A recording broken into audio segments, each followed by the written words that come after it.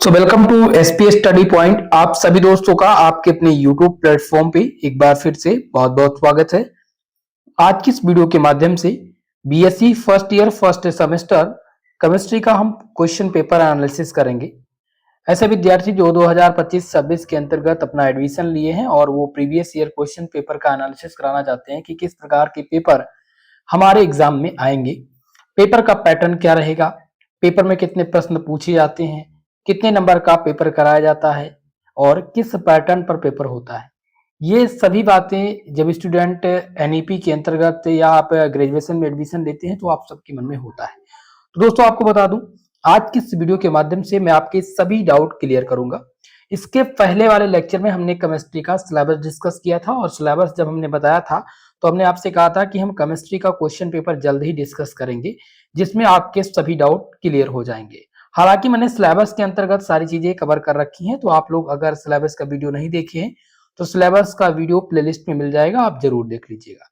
तो दोस्तों जिन्होंने एडमिशन एनईपी के अंतर्गत लिया है, अब समझेंगे यहाँ पर एनईपी के टॉपिक को। एनईपी का मतलब है नेशनल एजुकेशन पॉलिसी। यहाँ पर देखेंगे मेजर कोर्स एनईपी दिया गया है, ठीक है। अब एक और सवाल बनेगा आप सबके मन में कि मेजर कोर्स क्या है। तो जब आप बीएससी में दोस्तों एडमिशन लेते हैं तो आपको सब्जेक्ट चूज करना पड़ता है। सब्जेक्ट में आपको अब नई शिक्षा नीति के आधार पर 4 प्रकार के सब्जेक्ट चूज करने पड़ते हैं। पहला जो सब्जेक्ट आपका होता है वो होता है मेजर सब्जेक्ट, जिसमें 3 सब्जेक्ट आपके इंक्लूड होते हैं। और मेजर सब्जेक्ट में जैसे कि आपने केमिस्ट्री चूज किया है, आप बायोलॉजी ग्रुप से हैं, मैथ वर्क से नहीं है, तो आपका केमिस्ट्री, जूलॉजी और बॉटनी ये आपका हो जाएगा मेजर सब्जेक्ट। एक आपको माइनर सब्जेक्ट चूज करना पड़ेगा और माइनर सब्जेक्ट में दोस्तों आप किसी भी सब्जेक्ट को चूज कर सकते हैं। आप हिंदी चूज कर सकते हैं, इंग्लिश चूज कर सकते हैं, जियोग्राफी चूज कर सकते हैं, जो आपका मन करे। एक और सब्जेक्ट जो रहेगा वो रहेगा आपका को करिकुलर कोर्स का। को करिकुलर कोर्स हर सेमेस्टर में एक पेपर होगा जो अनिवार्य प्रश्न पत्र के नाम से होगा, ठीक है। और अगला जो आपका रहेगा वो रहेगा वोकेशनल कोर्स, जो कि वोकेशनल कोर्स में जो कॉलेज होते हैं उनसे संबंधित कुछ सब्जेक्ट वो चूज करते हैं और जो उस कॉलेज में सब्जेक्ट रहेगा वही आपको मिलेगा, ठीक है। तो फिलहाल आपको मेजर कोर्स पर सबसे ज्यादा ध्यान देना है। बहुत सारे हमारे स्टूडेंट हैं जो केमिस्ट्री को मेजर और माइनर दोनों के रूप में चूज करते हैं। तो कुछ यूनिवर्सिटी में क्या है, बीएससी के मेजर और माइनर का सिलेबस सेम है, उनका सिलेबस सेम है और कुछ में डिफरेंट है। तो उसको समझने के लिए आपको कमेंट बॉक्स में अपनी यूनिवर्सिटी का नाम बताना पड़ेगा कि आप किस विश्वविद्यालय में एडमिशन लिए हो, तो मैं आपको बता दूंगा कि आपका मेजर और माइनर का सिलेबस सेम रहेगा। लेकिन अगर आपने मेजर सब्जेक्ट के रूप में केमिस्ट्री को चूज कर रखा है तो आप सभी का सिलेबस सेम ही रहेगा, केवल माइनर में दिक्कत रहती है, ठीक है। तो मुझे आशा है कि आप सबके डाउट क्लियर हो गए होंगे। अब हम क्वेश्चन पेपर का एनालिसिस करेंगे। देखिए क्वेश्चन पेपर आपने देखा कि ये केमिस्ट्री का पेपर है और कब कराया गया, दिसंबर 2023 में ये पेपर कराया गया है एनईपी के अंतर्गत। अब बीएससी के फर्स्ट ईयर में जो आप लोग केमिस्ट्री पढ़ेंगे उसका पेपर टाइटल है फंडामेंटल्स ऑफ केमिस्ट्री। ये सेमेस्टर फर्स्ट का आपका पेपर है, क्लियर है। कोड दिया गया है B0201001T, ये आपका कोर्स कोड है, ठीक है। ये आपका सब्जेक्ट कोड है फंडामेंटल्स ऑफ केमिस्ट्री का, क्लियर है। तो अगर आपसे कोई पूछे कि भाई बीएससी में जो आप केमिस्ट्री पढ़ रहे हैं उसका पेपर टाइटल क्या है, तो आप बताएंगे फंडामेंटल्स ऑफ केमिस्ट्री हमारा पेपर टाइटल है और पेपर कोड हमारा है B0201001T। इसी के माध्यम से आप जब क्लास यूट्यूब पर आप कहीं भी पढ़िए, लेकिन आपको ये जानना जरूरी है। आशा करता हूं यह जानकारी आप सबके समझ में आई होगी। अब हम आगे बढ़ेंगे। अब हम बात करेंगे पेपर के फॉर्मेट पर। दोस्तों पेपर बीएससी में 2 प्रकार के कराए जाते हैं, 2 पैटर्न पर पेपर आयोजित कराए जाते हैं सभी विश्वविद्यालय में, चाहे आप बीएससी में हो, बीए में हो, बीकॉम के स्टूडेंट हो। फिलहाल बीएससी वाले ही इसको देख रहे होंगे। तो अब पेपर बात करते हैं 2 पैटर्न पर। तो दोस्तों अब ये पेपर पैटर्न को समझ लेते हैं। 2 पैटर्न, पहला पैटर्न आपका हो जाएगा लिखित, जो कि मैं यह पेपर आपको दिखाने वाला हूं, ये पेपर लिखित पैटर्न पर है। दूसरा है OMR, OMR सीट, यानी कि ऑब्जेक्टिव मोड में पेपर कराते हैं। तो ये डिपेंड करता है यूनिवर्सिटी पर कि यूनिवर्सिटी आपका पेपर किस मोड में करवाएगी।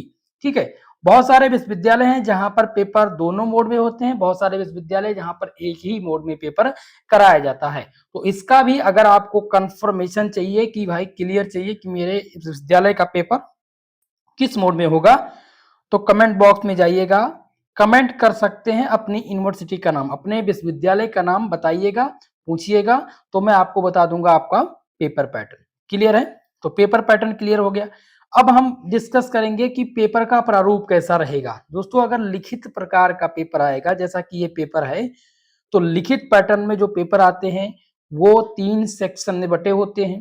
सेक्शन ए, जिसमें वेरी शॉर्ट आंसर टाइप के क्वेश्चंस पूछे जाते हैं, यानी अति लघु उत्तरीय प्रश्न पूछे जाते हैं। दूसरा होता है सेक्शन बी, सेक्शन बी में प्रश्न पूछे जाते हैं आपके शॉर्ट टाइप के, और सेक्शन सी में आपके लॉन्ग टाइप के प्रश्न पूछे जाते हैं। शब्द सीमा तीनों के अलग अलग होते हैं, इनके क्वेश्चंस की संख्या तीनों के तीनों सेक्शन के अलग अलग होती है, और इनके जो तीनों सेक्शन है इनमें जो प्रश्न होते हैं उनके नंबर की संख्या भी अलग अलग होती है, प्रत्येक क्वेश्चन कितने नंबर का रहेगा। तो फिलहाल हम स्टार्ट करते हैं सेक्शन नंबर ए। दोस्तों, सेक्शन नंबर ए जिसकी बात कर रहे थे अति लघु उत्तरीय प्रश्न, तो यहाँ पर नोट देखिए, निर्देश दिया गया है कि attempt all 5 questions, each questions carry 3 marks, very short answer is required not exceeding 75 words. Note में दिया गया है कि सभी 5 प्रश्नों के उत्तर दीजिए। अब दोस्तों आपको बता दें, इस यूनिवर्सिटी में 5 प्रश्न पूछे गए हैं, क्योंकि ये CCU चौधरी चरण सिंह मेरठ विश्वविद्यालय का पेपर है। बाकी अगर राम मनोहर लोहिया, डॉक्टर राम मनोहर लोहिया अवध विश्वविद्यालय से आप होंगे, वीर बहादुर पूर्वांचल विश्वविद्यालय से होंगे, MJ PRU बरेली विश्वविद्यालय से होंगे, सिद्धार्थ यूनिवर्सिटी होंगे, महात्मा गांधी काशी विद्यापीठ से होंगे, आजमगढ़ विश्वविद्यालय से होंगे, सहारनपुर यूनिवर्सिटी से होंगे। ठीक है, आप किसी भी विश्वविद्यालय से होंगे, तो सब में कुछ अलग अलग क्वेश्चन वेरी शॉर्ट टाइप के रहते हैं। वेरी शॉर्ट टाइप में बहुत सारी यूनिवर्सिटी में 5 आते क्वेश्चन है, और बहुत सारे विश्वविद्यालय में 10 क्वेश्चन पूछे जाते हैं। ये यूनिवर्सिटी पर डिपेंड करता है। लेकिन जब हम आपको स्टडी कराएंगे तो मॉडल पेपर में हमारे हमेशा 10 क्वेश्चन ही रहते हैं, क्योंकि बहुत सारे विश्वविद्यालय में 10 क्वेश्चन, अधिकतम 10 क्वेश्चन पूछते हैं, 10, और ये सेक्शन अनिवार्य होता है। क्लियर है? तो यहां पर फिलहाल 5 प्रश्न पूछा गया है। शब्द सीमा 75 शब्दों में इसके आंसर आपको करने हैं। ठीक है, पहला क्वेश्चन जो कि आया हुआ था देखेंगे, right short note on inducer dipole interaction, जिसको बोलते हैं प्रेरित द्विध्रुव इंटरेक्शन पर लघु टिप्पणी लिखिए। ये आपका पहला क्वेश्चन आया था वेरी शॉर्ट टाइप का। दूसरा था एक्सप्लेन द आयनिक रेडियस, आयनिक त्रिज्या को स्पष्ट कीजिए।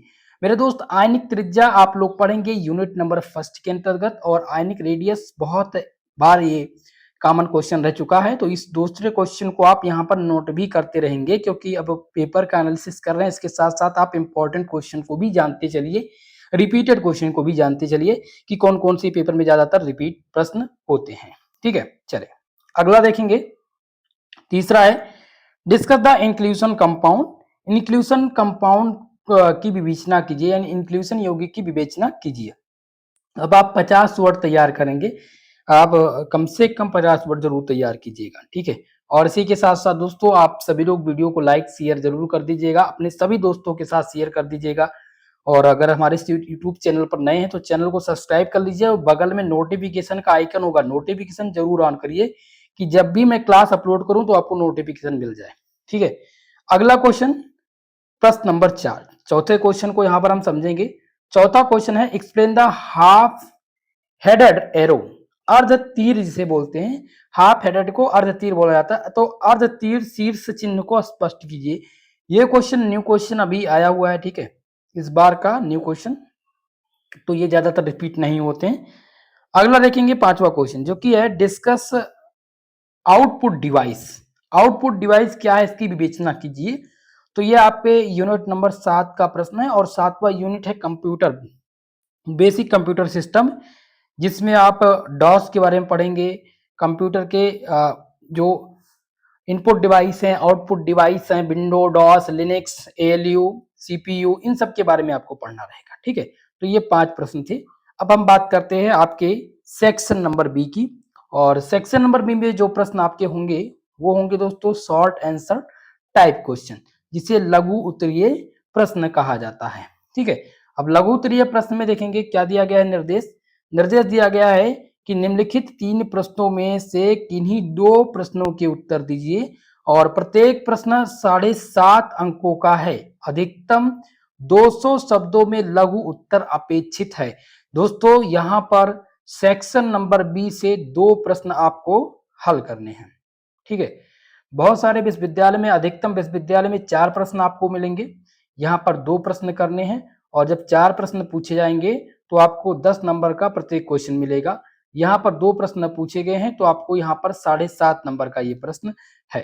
ठीक है, और 200 शब्द आपकी शब्द सीमा रहेगी, सभी विश्वविद्यालय में सेम रहता है। ठीक है, अब यहाँ पर सेक्शन नंबर बी के प्रश्न को हम देखेंगे, जिसमें छठा क्वेश्चन है कि डिस्कस द आप बाउ प्रिंसिपल, आप बाउ सिद्धांत की विवेचना कीजिए। बहुत ही मोस्ट इंपॉर्टेंट है, यूनिट नंबर 2 का ये क्वेश्चन है। आपके दूसरे यूनिट में ये टॉपिक है आप बाउ प्रिंसिपल, N+L रूल, जो आपने 12th क्लास में पढ़ा होगा। ठीक है, तो आप बाउ प्रिंसिपल यहाँ पर पढ़ेंगे, जो कि एग्जाम बहुत बार पूछा जा चुका है। अगला है define and discuss the free radical.